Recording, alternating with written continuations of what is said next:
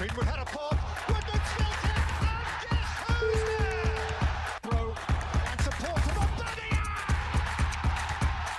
Alexander Arnold has slotted it in. 100 Premier League goals. It's good to be back. My name is Ahis Anthony. Welcome to the Footy With episode, Footy With Let's Talk Football edition, and this is episode 4. And I'm not here alone. I'm here with, seasoned panelists, football pundits, football maestros. It's good to just have you guys on today's edition. And unfortunately, this weekend there is no football activities. It's the international FIFA window break. And we've been seeing a lot of boring matches, but we're here to talk football like we always do on Footy With. My name is Ahis Anthony once again, and on to the right of my screen is Chimamaka. Chimamaka, what's up? Yeah, hello. It's good to be back again. Another wonderful time talking football. So it's good to be back here. Great. And the other two panelists, I'm sure this is the debut on the Let's Talk Football edition. But they've been on our other episodes, the Arsenal fan corner and also the Manchester United fan corner. And you can see the guy in his Arsenal jersey. Akin, what's up? Good to be here. Or good to have you here. Good evening, everyone. Nice to be here. Finally, my debut. And, let's enjoy the show tonight. Great. Great. Great. And to talk the big guy in the room, the Manchester United crooner, the Manchester United maestro, the Manchester United, coming from the right flank, playing number 7. Is it Sancho or Anthony right now? But whatever it is, it's good to have you, Akin Martin. What's up, man? Good evening. I see what you did there. But it's good to be here anyways. I can't wait to get this. Good evening, everyone. Yeah. So we'll be talking. Our talking points will be on Arsenal, Manchester United, Man City, and also Chelsea. But first, last weekend was a penultimate game for the Arsenal faithful.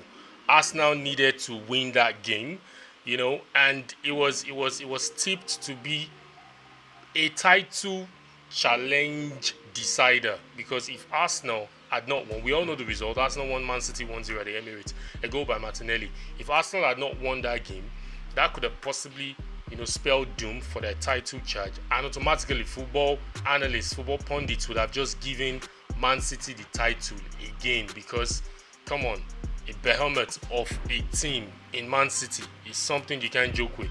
But Arsenal went into that game, did the job, get the W. Even when people said the game was, not that interesting, not that scintillating, KG affair from both teams. But Akin, you're the Arsenal fan. What's up? How did you feel? Arsenal getting the W. I felt ecstatic. I was really, really happy. Really, it's been a long time coming. I think the last time Arsenal won against City, I was probably in SS1. That was some 11 years ago. So it was really, really nice. But the guys that say the game was boring, trust me, it was not boring. I like chess. So chess it might be boring for some other people, but then is when two tactical juggernauts come together and then they're trying to impose themselves on the game, and it went in favor of Arsenal. And with the game, I think if Arsenal had lost that game, it will not reduce their chances of winning the title.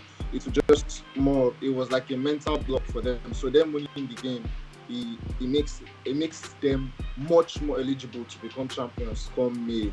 But if they had lost the game, it wouldn't have made a difference. It's just 3 points from a whole lot of other matches to be played. But I'm really happy as an Arsenal fan that Arsenal won the game, and looking to meet them at the Etihad again, to beat them one more time. Hey, slow your roll, man. Slow your roll. I'm an Arsenal fan, though, but I wasn't really too ecstatic, or I wasn't really looking at getting the W. Getting the W into that game, because when the lineup came, when I saw there was no Saka and I saw Jorginho in the midfield, I was like, what? Here we go again.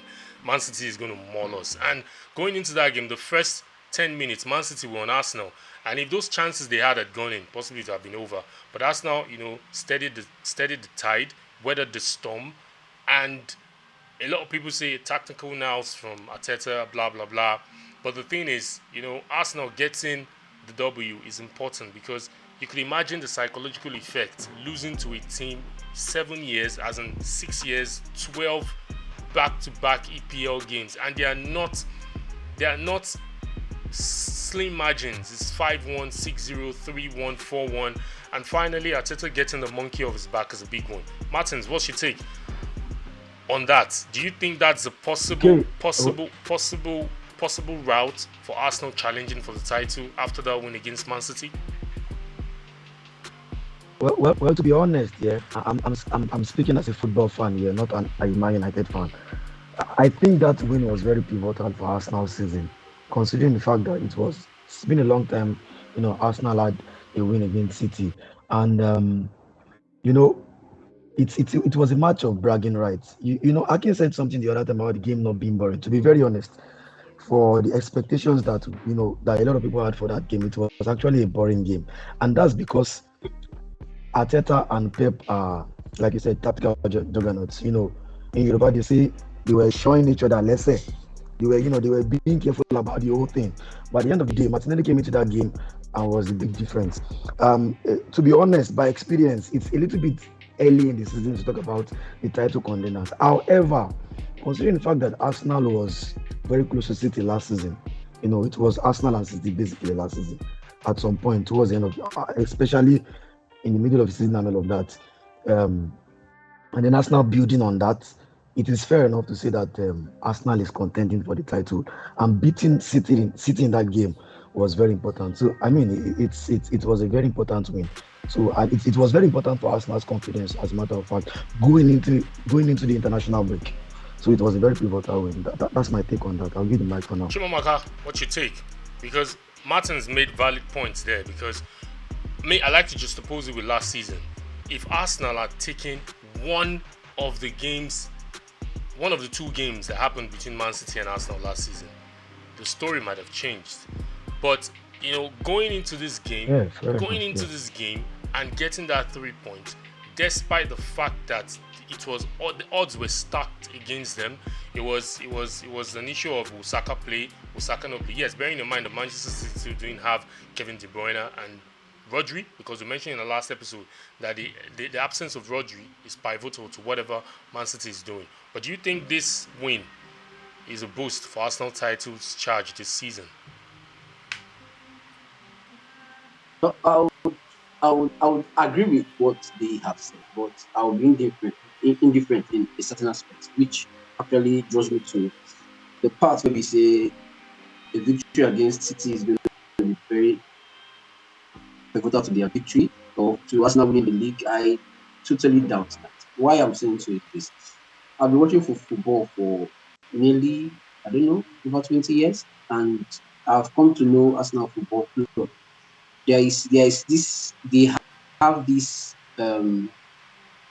if I had known mentality that drives them, and I wouldn't live with that. Truthfully, I wouldn't live with that. If Arsenal is beating Manchester City now, it is good for their confidence. It is good for the team.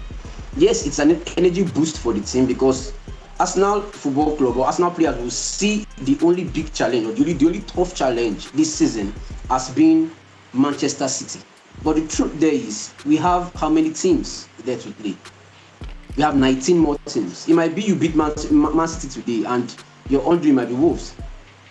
It might be something. So I wouldn't say it's a confidence boost for the end of this for them to win the league at the end of the season. No. I will only say it's a confidence boost for the players to face the next game. Now, we're talking about a Manchester City that didn't have two integral parts of their starting 11, who we all know that if these guys are in that team, it's going to be a headache for any other team to face. So you won't rule that out. But it's very unlucky for Manchester City as it stands. They were not present. Arsenal took advantage of it and were able to make out the 3 points. So it's a very good one. So I wouldn't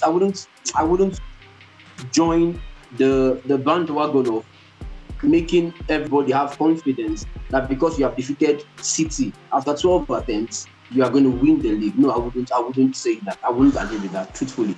It might be a confidence boost for the team and for Arsenal fans, no problem. If you tell me that's what you're going to talk about, I'll agree with you. But if you tell me that it is for the end of no, because we are all forgetting that it's not a race between Manchester City and Arsenal.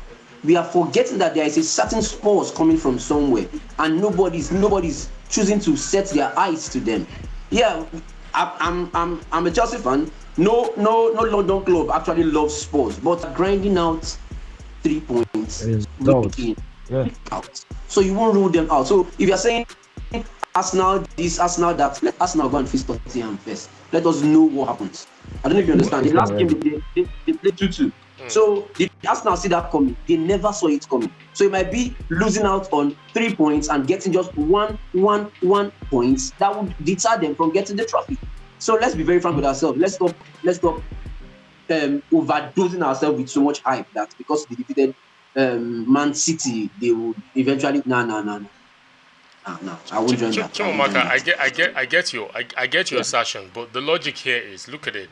If Man City was the disturbance to Arsenal's achieving the title last season, by them, usurping Arsenal and finishing the season with just 5 points difference. Now imagine if Arsenal had won just one out of the two fixtures between Man City last season. Possibly they have shared the spoils. Okay, 3 point, home and away. You win in your house, I win in my house. And that could have been a morale booster, because if you look at it, the days where Liverpool had to get that title over Man City, they had to defeat Man City. And there have been seasons where they won Man City and still didn't win the league. I don't know if you get me. So for me, looking at that win against Man City, it's a boost for any title challenging team, because Man City, like we all know, is gigantic in that league. Manchester United for the past 2-3 seasons have defeated Man City, no doubt. Tottenham Hotspur have defeated Man City, no doubt. These are the teams that defeat Man City every season, and they still go ahead to win the league.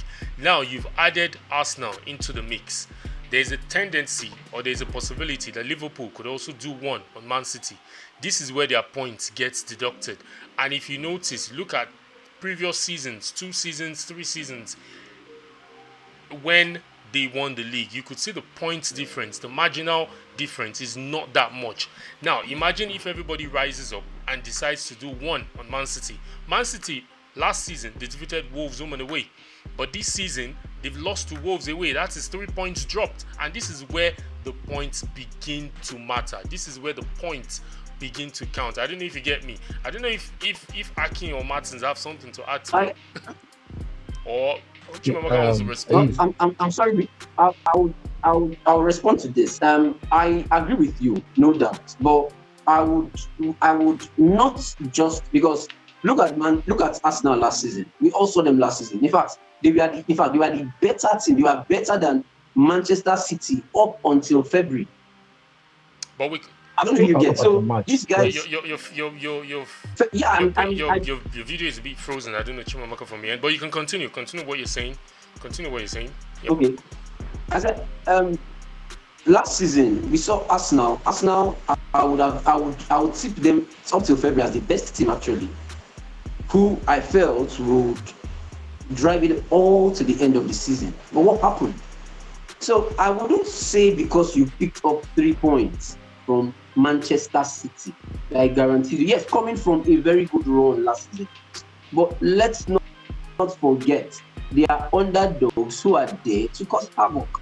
We saw what Everton was in relegation from the beginning of the season, and what happened when it got to the end of the season? They started beating anybody that they care to beat and grind their way. So it is not about the 3 points with Man City. It's about the 3 points from other teams. Is the 3 points from other teams guaranteed? You can play 5 games and have 5 straight draws. You have not dropped 3 points from that. I don't know if you understand. You have dropped 10 good points from that. So I wouldn't want to live in that bubble that because this has happened. Now, if Arsenal, we are talking about Man City winning the league by 5 points. It's the whole 5 points. That is, you have to literally win 2 straight games in order for them. And let's not forget, it's a Man City that came from behind to come and overtake an Arsenal team. So there's a different drive. If Arsenal thinks, if they believe that, okay, this is the season, it means a draw game will be an embarrassment for them. That's the drive. That's the drive. Any game they're going to play to hit draw or win, or the game ends in a draw, should be a disappointment for them if they are carrying this drive after beating Manchester City. So, irrespective of the 3 points, they need to grind out 3 points week in, week out before by the end of the season. Okay, by December, I will tell you if Arsenal will actually make the top 4 or they would maintain the top 2. But for now, I won't do that. Yeah, your point is noted, but quite alright. But we could hear a lot of Manchester City fans moaning and griping that there was no Rodri, there was no KDB. But in the title charge of last season, Arsenal lost a pivotal player in Saliba, which was detrimental to their chase. And we could argue, a lot of people said that was not an excuse. But why are Man City fans making the excuse of the absence of KDB and Rodri? Martins, you wanted to say something, or is it Akin or Martins to raise? Yeah, I would say something after Martins. Okay. I think it's fair. I think in this kind of situation, it's fair enough that Akin goes first because he's an Arsenal fan. I've seen his face. I think he has something very. Yeah. So I can go ahead. All right. So what he said about. Okay, first of all, he's right. It's quite early to judge, but then coming to say the top 4 issue by December. You see, from last season, what I do, like he said, last season, what affected Arsenal in the title chart? They lost a very pivotal player in Saliba. The first time City played against Arsenal, I don't think Gabriel Jesus was there, and that was like Arsenal's team. That was like Arsenal's best. And if the best players are not competing for you, you have like a lesser edge to compete and win matches. And now this season, Arsenal have not had like their best starting 11 in any match, in any single match. 8 matches won, they've not had their best 11. And if you're not having your best 11 and you're still going the season unbeaten in the first 8 matches, the Premier League every season is very, very tough. You have teams investing in their squads, building better squads, and Arsenal have played City. They played really, really tough teams in these first 8 games. You said something about Spurs. No disrespect to Spurs, but we all know, like, when the going gets tough, Spurs they're going to drop. We all know. We cannot. That's the mentality every other person has. Yeah. Let him. I really want him to learn on that. I'm going to explain something to you. Yeah. Look at Arsenal 2020, 2021. Arteta's first, I think, when he ended fifth in the league, that is where Spurs are right now, where their first 11 is good, but one change to that team, an injury to Son, an injury to Kulusevski, is going to mess up their whole season. And trust me, you can't take out the injury factor from any club. And I'm just waiting. Trust me, if Son should get an injury from the international break, Kulusevski, Madison, is going to disrupt their season. But now, Arteta has fixed those issues for us now. You've not had your strongest 11, and you're joint top of the table. So if you're beating your big teams now, let's not put United as a big team. Well, we've beaten City. We've drawn with Spurs. Wow. That's been cheeky there, man. That's been cheeky. That's been cheeky. Take it easy, man. Blood has been drawn, no problem. Like you're grinding out like wins at a very, very early stage in this season. Trust me, it just gets better. We come back from international break. We're playing Chelsea. Trust me, that's not a match I'm scared of, because it's Chelsea. Like nothing is going to shake me. I'm going to have my first 11 probably. Sakai is going to back. Gabriel is going to back. The team are going to be playing better. So I think now they're already a force like to contend with. So I think other teams should be scared. And then if they're beating the team that troubled them in the past, they're beating them now. It just increases their confidence. And as they go on, the team they play better football, and obviously you won't see us now win the part of top 4. Martins has a lot to say. Yeah. Not a lot. I've listened to everyone. So the thing is, Chimamaka made a very valid point. Um, we've been around long enough to understand how these things work. We know how the league works. Most of the time, he really doesn't get into a lot of competitiveness until around February or March, or maybe even April. You understand? And something we saw from Arsenal last season was the fact that they were very much competitive until around February or March. I know he made a point about losing Saliba at some point, and he's a very pivotal part of the Arsenal squad. But I think an undertone to the point that Chimamaka was trying to make is the fact that if you are going to be a champion, right? If you really want to be at the top there consistently in a very sustainable way, regardless of the number of players you lose or a key player in quotes, you have to be able to find that winning mentality and grind out those results, especially when it comes to towards the end of the season. Between April and May or June. Now, you understand? If you are going to win the title, you understand? I'm trying to get into something here, and that's the quality of the mentality of players you have in your squad. You understand? You might have good players, quality players, but you need leaders in your team, right? Man City might miss a number of players in that team that played Arsenal over about, and their fans were complaining. But to be honest, it's not really about the players; it's about the system. You understand? It's about the mentality, and I think there is something that Pep Guardiola has built in his teams over the last 3 or 5 seasons, and it's the mentality, the fight to the end when it matters most. At some point, Arsenal was about 11 points ahead of City last season, and they ended up winning that title by 5 points gap. He gives me the point about if Arsenal had won a game out of the 2 games that they played against City in the league, you know, but those are not the only games, you understand. There are teams that in University they will dialogue bono. They will just come from nowhere and take those points away from you. I think it is too early, hypothetically, to talk about challenging for the title, right? But I mentioned something about confidence booster going into the international break for those Arsenal players. You understand? Beating City, regardless of missing 1 or 2 players and all of that.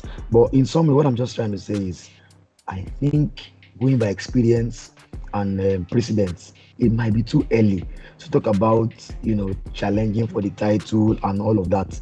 You never can know who's going to pull one random rabbit from the bag and all of that. Understand? It happens. It's the Premier League. These things. It happens a lot. You get. I know Man United is not in the mix right now. We might not join the mix anytime soon. But Akin, you are laughing. Is I saw the shade. I picked it up. But the truth has to be said. You understand? It's just how the Premier League works. Anything can happen. It's 8 games. We are going to 38 games. There are 30 more games to go. Anything can happen during the course of the season. You understand? So I think I tilt towards Chimamaka's point here, about not jumping the gun. You understand? So let's just take it JJ, small, step by step, poco a poco. Yeah. And For me, Spanish people say. balanced approach. I like that balanced response. I know even Chimamaka didn't want to give Arsenal props, but I understand, and I understand Martin's angle. I understand it, but too early to call. But like I always say, there are seasons in the past when, in the times of Sir Alex Ferguson and Arsene Wenger, we all know they're the 2 foremost teams that would automatically be picked as title challengers. Then others follow, and we saw that 1998, 1999, 2000, 2001, up until 2005. Thereabout when Chelsea came in and 2005 when Chelsea came in and tilt it and they got themselves in the mix, and we followed. So Man City now followed 2010. But like I said, looking at last season, we can always look at from last season up until this season, and looking at how Arsenal has grown and looking at what Man City always keep doing. And we know in 2018-19, when Man City lost 2 straight EPL games, we knew what happened after then.